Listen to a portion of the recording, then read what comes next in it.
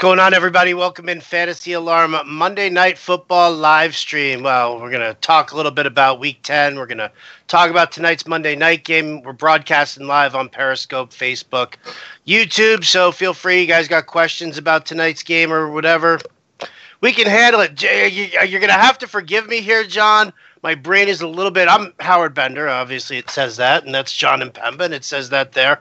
My brain is just mush right now, like 2 hours. I love Jim Bowden, but 2 hours of just incessant Cowboys talk here, John. I'm about to lose my friggin' mind. I mean, I would have crapped on them for the fact that they lost to the Titans a couple weeks ago, but so did the Patriots. So, maybe the Titans are good. I don't know. Derrick Henry ran for 2 touchdowns. I thought he was dead. And the 2 touchdowns. Corey Davis, became the best receiver in football for an afternoon. Jonnu Smith looked like a great tight end. I don't know. Just depressing watching New England play that way. All right, so now I'm rocking the highs from Jim on the Cowboys and the lows from you on the Patriots. It was a tough watch, especially when the Patriots did the Philly special and Brady kicked his own calf and fell a yard short. And then on the next possession by the Titans, they run the same play, and Mariota goes for 20. Just to show you how it's done. Just to show us how it's done. For the second time in a row now as a team, taking that play that the Patriots failed, they botched, and they did it better. I think it's time to remove that one out of the playbook there, Bill. So, but... that's, I can wallow in my Patriots misery on my own time. Let's talk about Week 10. Things we did well, things we missed on. You had Trubisky as the cover image of your watch list, right? Wasn't it? And I did. Had Trubisky in the lineups too. Listen, that was a great game for him. It was a great game for the Bears in general. I just wrote I know Craig Mish will make fun of me saying this, but I actually just wrote my article in the Post today about using this Chicago passing game for, not just for DFS, but for your seasonal as well. Allen Robinson looks completely different. Yeah. Anthony Miller has definitely blossomed into a much stronger receiving option. They've got Trey Burton and Taylor Gabriel here. And now you've got back and forth the passing game. And the running game with Jordan Howard splitting with Tariq Cohen. Jordan Howard, dude. I don't like. You were on him for seasonal this year too, right? So was I. I talked Jordan Howard up way more than I should have. Apparently. But you know what? I blame Matt Nagy for that. He talked him up too. He convinced us all he was going to be this 3-down back that could catch the football, and he was going to get all the touchdowns. He is on pace for like 10 touchdowns, but he's well off the 1,000 yards. We've seen him rush for 1,000 yards each of the last 2 years. He's only projected to run for like 750 yards now. Really, that many? Yeah, that's pretty nice. I don't know. You look at Minnesota coming up and some other tough defenses. That was brutal. 11 for 21 on him, but yeah, the passing attack came through. I actually had a decision making. I was kind of talking to you about it before the Sunday live stream. Is I had to figure out between Drew Brees and Trubisky, which was I going to go back and forth on. Brees obviously outside the dome, but against Cincinnati, and couldn't really gone wrong with either of them. Brees had a huge game, but Trubisky, who I did end up playing, he was the Nuts' highest scoring player of the slate. Yeah, that was a tremendous game for him. Some other pretty decent hits. Russell Wilson had a really nice game for him. Jared Goff had a decent game for him, especially considering his price point there. Quarterbacks were an easy one this week. Tight ends, on the other hand, that was just a freaking nightmare. Like, Kelsey didn't produce for anybody. O.J. Howard had 2 catches. Right, yeah. Howard was just a disaster. I can't – oh, man. Your boy Austin Hooper, though, 10 catches. He's the best, right? I gotta get. My birthday's right around the corner, John. So, an Austin Hooper jersey, number 81, that'd be great. Appreciate that. I'm cheap. I'll send you the T-shirt version. The jersey. Yeah, I appreciate that. Well, you should start a GoFundMe and pass the hat around Fantasy Alarm. How about that? Yeah, no kidding. Seriously, you deserve it. You deserve it. And I'll actually get you it with his number, but for the name, it'll say my guy. You know, Mike. So. Wow, that couldn't come off any worse if I walked around like that. I don't think it could come off any worse for me. You're from California, right? So it works. In any event. Yeah. Eric Ebron, 3 touchdowns. Yeah, what was that? One rushing touchdown. This was one of those weeks, dude. This was one of those weeks where it was like, you had your Alvin Kamara.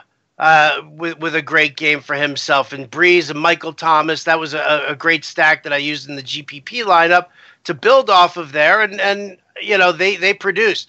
Kareem Hunt, he comes up short in what was probably like the biggest cakewalk matchup, supposedly against Arizona. They threw too much. And then they threw too much, and then they gave the touchdown run to Spencer Ware. Yeah. Did we win the Nick Chubb argument yet? What was our Nick Chubb argument? Well, Brandon wasn't a Nick Chubb guy. No, she was not. I think she's just afraid to say it. Yeah. 92-yard touchdown run was quite impressive. As a Duke Johnson owner, didn't love to see it, but it was impressive. So Duke Johnson found the end zone too, so she gets a win there as well. Yeah, he found his way into the end zone. They're still getting him involved. They're probably just going to get him involved enough to just keep him from pissing and moaning because they've already got him under contract still. What did he sign, like a 3-year extension or a 2-year extension? Well, that's why it didn't make sense what they did with that whole running back situation. So Carlos Hyde off the books, $15 million light. They're happy with that. They're definitely happy with that. Leonard Fournette came back and was really good. Leonard Fournette came back and was really, really good. Absolutely. What was I trying to think about? Who didn't hit that I was really thought there was? Oh, Josh Gordon. But I guess that's all just your Patriots there. He had 4 for 80. He just didn't score. 2 big drops. Yeah. Yeah. Kind of. One of them definitely a big drop. There was a sideline throw that went sort of through his hands, but I don't think he would have really made much out of that one. But the one over the middle. Sort of through your hands. It either goes through your hands or it doesn't go through your hands. I'm blaming a lot of that game on Tom Brady. He was terrible. He's getting old. That's why we should have kept Garoppolo. He's getting old. You should have kept Garoppolo. Yeah, well, that's a lovely argument that you and a number of Patriots fans can have with each other. So, yeah. In any event here, let's talk about, is there anything else about, you sound very, I don't know if it's just that your Patriots lost, you sound very lackluster about week 10. It just wasn't a good week for you here, John? No, it wasn't a terrible one. Like I said, I did well on DraftKings because I played the Bears stack. I had Allen Robinson, I had Trubisky, I played Fournette. That went well. I'm more kicking myself for not sort of doing the same on FanDuel. I played the Raiders. Not the Raiders. I played the Chargers, rather. And Rivers and Keenan Allen, and they didn't really hit off like I was hoping they would have. And, I just missed cashing in there. So I'm a little bitter on that aspect of it. But yeah, overall, it wasn't an overall terrible week. I can finally let go of Le'Veon Bell, I think, on season leagues. It's about, waited all year just to cut him. So glad that happened. But yeah, week 10, I'm on to week 11. We have one more game, that lovely Monday Night Football game they're making us watch between the Giants and 49ers. Well, let's face facts here, John. Neither defense is anything to write home about. The Giants have given up on the season. Yeah. You deal Harrison, you deal Eli Apple. Janoris Jenkins has very little heart. The team, in general, has kind of quit on the season here. So, to me, that kind of pivots very nicely. If you're going to end up playing Monday-Thursday contest, you're going to play the showdown tonight. It does put into play Nick Mullins, and it does put into play Matt Breida if he can stay healthy. Marquise Goodwin has a nice matchup here. Kendrick Bourne is a possibility here. So you've got a lot of things working for the 49ers, but let's face facts also. On the other side, the 49ers defense kind of sucks too. Yeah. The run defense sucks. The coverage sucks. They don't have Reuben Foster in the lineup now. He's off on the weak side. So if Eli, let's say, and then the Giants added an offensive lineman, a new guard, to kind of help solidify things. If he can either A, get some protection here, or B, just use the short, quick pass, like this quick timing route here. Yeah. Hit your tight end, hit Sterling Shepard coming out of the slot. and work it that way, then all of a sudden there are some holes here. And we know Saquon Barkley always does something, and he's a fantastic addition. Like the over-under on this game right now is down at 44. It was at 45 last I looked at it. But, I mean, I genuinely believe that both defenses suck enough that I could push the over on this game. Yeah, we talked about this a little bit before we got off air. I kind of figured maybe the under would hit because, I don't know, I'm still skeptical about Mullins here. Like, where did that come from? Who is he? I said this last week. He threw 3 touchdowns against the Raiders. Now they face another team that's quitting in the Giants. He's at home. So everything's sort of playing towards him. But I just look at the 49ers roster. And I say, like, I don't know, like, is Breida going to stay healthy for an entire game? They don't have Mossad anymore to, like, fill in for him. His arm broke. Alfred Morris is nothing. So, I mean, if the running game goes away, they're going to make him the throw. And, like, can you really rely on him to throw the whole game? They don't have Garcon. Like, I don't know. I mean, just going to be him and Kittle probably again up and down the field. I mean, I don't know. I still think the under is going to come here. Something like 24-17 maybe will be a final score. But again, I don't think this is going to be a great game. Offensively, talent-wise, I mean, you look at the Giants, and they should be better. I also need 9 points from Sterling Shepard to win a seasonal league, so praying for that to happen. I need 24 from Barkley to beat Jim Bowden in the alarm listening. That's a lot more likely to have, I think, than needing 9 from Shepard. But the last time I needed Shepard to outscore somebody, he came through big on some garbage time yards down the stretch. So hoping for the same. But again, you look at that lineup, Beckham and Shepard and Barkley, like those guys should have their way with the San Francisco 49ers defense. Ingram as well. So for me, I think the Giants win this one. I don't think San Francisco does enough offensively to get the over. So that's sort of where I'm leaning. All right. Aiden Stock over on YouTube wants to know Barkley or Beckham tonight in FanDuel. I'm kind of tilting Barkley here just for the excessive touches. Yeah, that's what I'm going to. I think they get a lead and they run the ball. Yeah. Colin Day over on Facebook wants to know Kittle, 2 TDs tonight. What do you think? He could. I mean, Giants were the worst team in football against the tight end last year. Seems like Mullins is going to throw to the tight end because this is the only sure thing.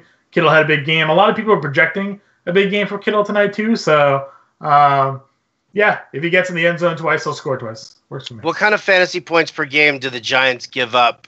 I'm going to look for the page on Fantasy Alarm right now, but according to DVOA rankings, coverage rankings, defensive rankings here, Giants actually rate 6th against the tight end, and we're in week 10. So, I mean, talking about, them last year and they've how allowed they the sucked 16th most fantasy points if you look at DraftKings. So, I mean, they've allowed the 16th most? Yeah, it's the middle of the league. Middle of the league in terms of fantasy points allowed. If you look at DraftKings projections, kind of go through. See what kind of tight ends the Giants have actually had to go against this year and who have scored against them. Houston somehow had 115 yards. Yeah, for the most part, they've done pretty well. Washington 8 for 59. Philadelphia is the only touchdown they've allowed this year. Yeah, not too bad. Ben Watson had 4 for 86. So, yeah, I guess on the whole, they've been pretty good against the tight end. But the Giants are the 49ers are going to feature a tight end today. So, I think they're going to force feed Kittle, give him all the targets he can handle. So I'm expecting a decent game from him. I'm expecting a reasonably decent game from him as well. 49ers, actually, they rank worse against the tight end. Curious as to Evan Engram. Again, if you can sit there and say that if the offensive line beefs up a little bit and you don't need the extra tight end to put on the other side of the line to free up Evan Engram, I think he's definitely in a place here. Like so far, just based on what I know about the Giants, for me, it favors the short passing game, so that's Shepard and Engram. And I really don't have much interest here in Odell Beckham. I mean, is it wrong to dismiss him like that? But if you're playing the showdown slate, I don't think you can really dismiss him. I mean, the man has got eight catches, 11 targets, 136 yards in week 8. 8 catches, 11 targets for 143 yards in week 7. Week 6, a little down week, still had 10 targets. Week 5, 8 for 14 and 131. So the yards, targets, and catches are all there for him. Only 3 touchdowns on the year, so I guess is the downfall there. But I mean, the production's been there for him. I think Eli knows, who to throw the ball to, and he's going to him. Yeah, it's kind of funny that you bring up the yardage has been good. The touchdowns have not. Been having this whole conversation with people about what the hell the phrase touchdown dependent means. Like, who isn't touchdown dependent? Odell Beckham is not touchdown dependent. He can pick up the yardage. Julio Jones. Yeah. Okay, fine. You look at the touchdown totals before last night. At least Zeke had 2 touchdowns last night, but he had 3 rushing touchdowns. Prior to that, has the yards to pick it up. I'm just so sick and tired of everybody saying touchdown dependent when really, who isn't? Right. I mean, unless you're like Golden Tate over the last few years, or you're just catching 100 balls for 1,200 yards or something like that every season, then you don't really need the touchdowns. But in PPR leagues, but right. End zone increases production, so can't argue with you there. All right. Other thoughts on tonight's game at all? Or do you want to push to look a little bit about playing the Monday-Thursday slate and kind of talk a little Green Bay, Seattle? I always like the idea of playing Monday-Thursday just because it increases player pool. Mm-hmm. It kind of gives you better options. You and I also really like Seattle. We typically like playing Seattle, maybe more than others. So, I'm interested in Russell Wilson again. I think he's a guy that just really, for the most part, has consistently come through for us, more often than not this year. So I think you can kind of go there on the Monday, Thursday, and maybe allocate other dollars elsewhere. If you look at him, he's $5,800. Packers struggle against defensively. They're allowing the 9th most fantasy points to quarterbacks this season. Wilson threw another 3 touchdowns against the Rams, who's a better defense than the Packers. So on the road, and now they're going to be home. So I think this is just a really good spot for Wilson. Yeah, agreed. I think it's a nice spot for him as well. I don't think it's a terrible spot even for the Packers, though.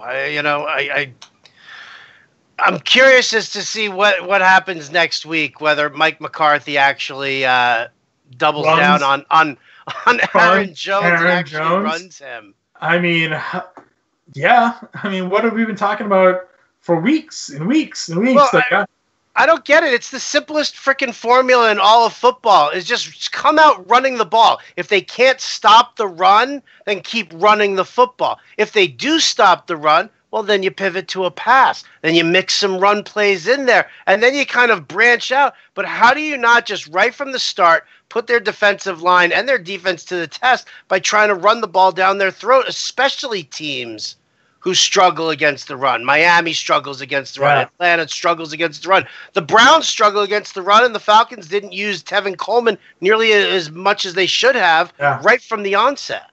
No, I agree with you there. It's going to be a big Marlon Mack this week because they get the Dolphins. Dolphins in Indianapolis this week, and have a good Marlon Mack week. But no, I agree. There are trends at this point in the year where you can see what teams can and can't stop the run, can and can't stop the pass, and there's no secret really anymore. You can just see it consistently week after week how these teams, which is why I question like coaches in the NFL. Like, what are they, like, what are they seeing that like every other person in the world is seeing?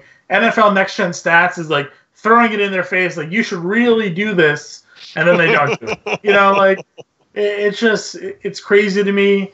It was when when they had to do the coaching change out in Arizona. It's like, well, when David Johnson was good, all of his pass patterns were like out in the flat and open space, and all of his running plays were like pitches to the end, and then you show like what they were doing with him this year. It's like runs up the middle, like dump offs over the middle, and you're just getting swallowed every time. It's like the numbers are out there. Just look at them. Everybody's trying to show you because fantasy especially, we're like, hey, we need this guy to be good. This is what you're doing versus what he was doing when he was good. He had a good week this week too, though. 33 fantasy points. So everybody's just in love. All the coaches now, right now, the trend is the 3 and 4 wide receiver sets. Yeah, absolutely love it, and it's nothing but copycat offenses in the NFL. It's like whether or not you have the personnel. Yeah, what's he doing over there? Oh, okay, we could do that. He's having success there, and they try to force feed it. It's a little mind-boggling here. All right, MVP play tonight. You go Saquon Chalk, or you try something sneaky? No, I think you do Barkley.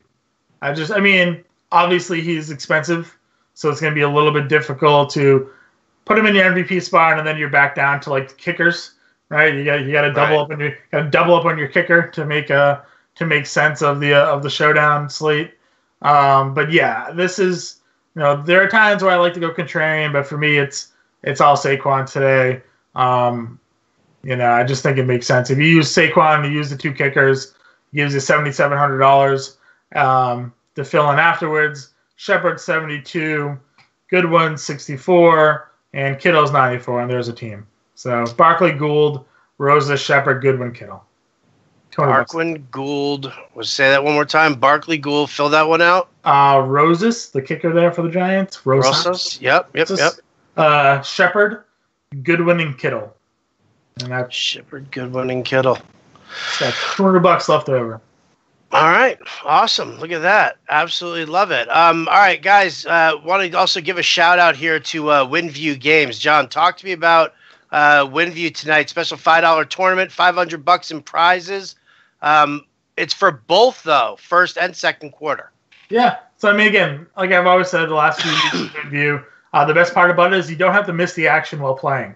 All of the props get sent to you before the game starts, at breaks of, whistles, challenges, commercial breaks, change of possessions. They'll send you new props for the upcoming, drive of plays. So you don't have to, it's not something where you have to stay glued to your phone or you're missing the action. You can make your guesses, watch the game, and rack up points. And, at the end, whoever has the most points of everybody wins the cash. So, again, I play it a lot. I know, you see some guys on other fantasy line tweeting out. Steve Pimentel tonight tweeted out he's always playing.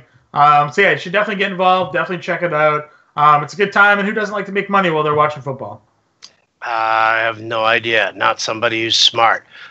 Tonight, guys, WinView is going to match your first deposit up to $20. So you get to play with the house money.